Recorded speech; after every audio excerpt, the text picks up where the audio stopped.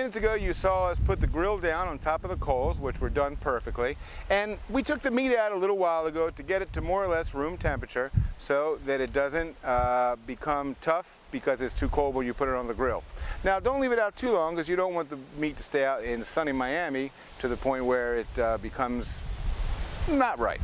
So it's just right now. Still cool. We're going to put a little pepper on there because I like a little pepper.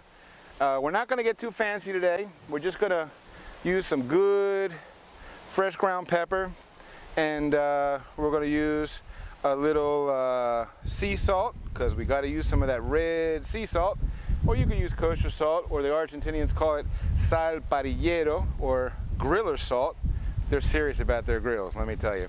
And we're going to put a little bit, not too much on there. And I happen to like thyme. I think the thyme goes great with beef, so I put a little thyme on there, and it just gives it a little extra smoky herbal flavor. And I'm going to turn it over, and I'm going to do the same thing basically on each side. Not too much, not too little, just right.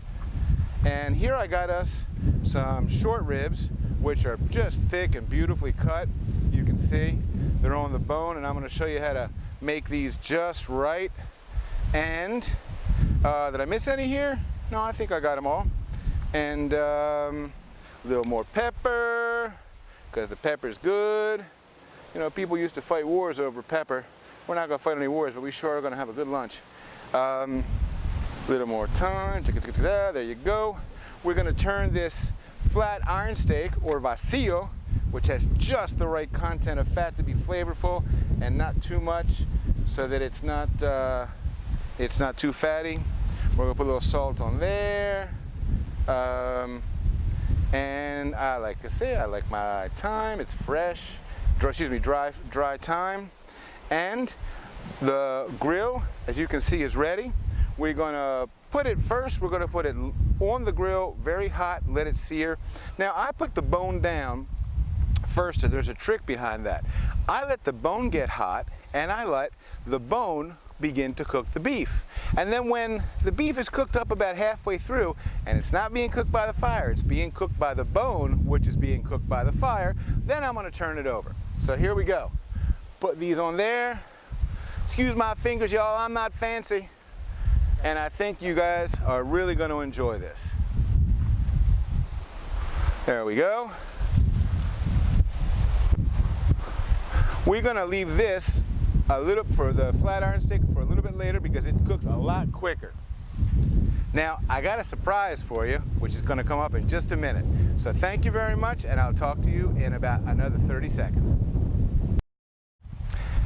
Hi y'all, so I told you I had a surprise for you, and that surprise is some genuine Argentine sausages, which we call chorizos, which are made from a pork mixture, and they're homemade at the Estancia Argentina in Miami.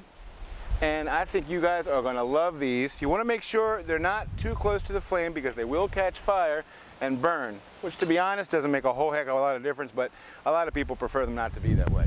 So we're going to put these here. And then another surprise, we've got some morcilla, or blood sausage. These are the salty kind, not the sweet kind.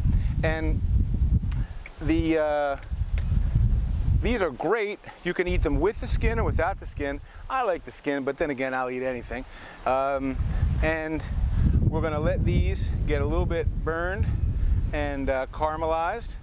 And then we're gonna cut them open, and we're going to put them, you turn the knife around, we're going to put them on some fresh baked bread. I think y'all are going to like these.